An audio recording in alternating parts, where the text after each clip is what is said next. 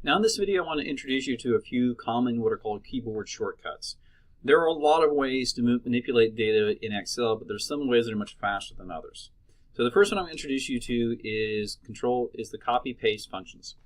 So let's say we got our data here for trial 4, and this is our raw data, but we don't want to alter it, and we want to have a copy of it so that we can manipulate it while preserving the original.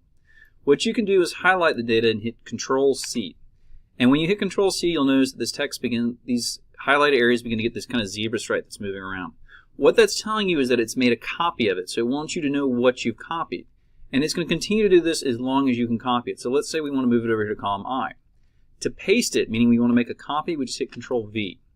Control-V is going to give us an exact replica of what's in there. Now, by default, it's going to copy literally what's in the cell. So if there's a function in the cell, it's going to carry the function over. If it's numbers, it's going to be numbers. If it's going to be text, it's going to be text, and it's going to carry all the formatting with it. If we only want the numbers, meaning that we have functions in there, we do have the option doing paste values. Now, are you limited to just the sheet? No. Let's say we want to create a new sheet. We can do Control-V again, and we'll be able to paste the data. And you can do this until you do something to the Excel sheet itself. So if you do function, or specifically if you type anything, what you're going to notice is that these little zebra stripes go away. So if I hit the space bar, it goes away, meaning we can no longer paste. It will also do this if you save the file. So let's say we highlight, we do Control-C, and good command here, Control-S saves the file. If you get Control-S, you'll notice the zebra stripes disappear again. We don't have the ability to copy.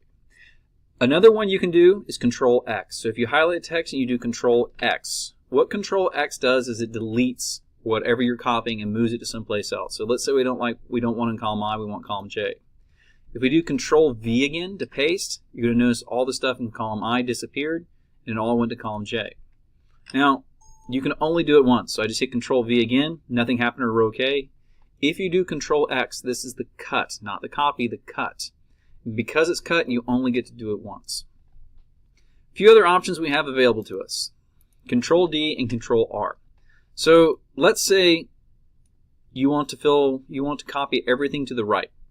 If you highlight a whole bunch of cells and hit Control-R, this is the fill right command. And what the fill right command does is it says that everything that's to the right up through all the cells I've highlighted, I want you, Excel, to copy the first cell and move everything over. And it's always going to go from the first cell. It doesn't matter if you're currently in cell D1, the second one. If you hit Control-R, it's only going to fill from the first column on the left side. Another option is Control-D.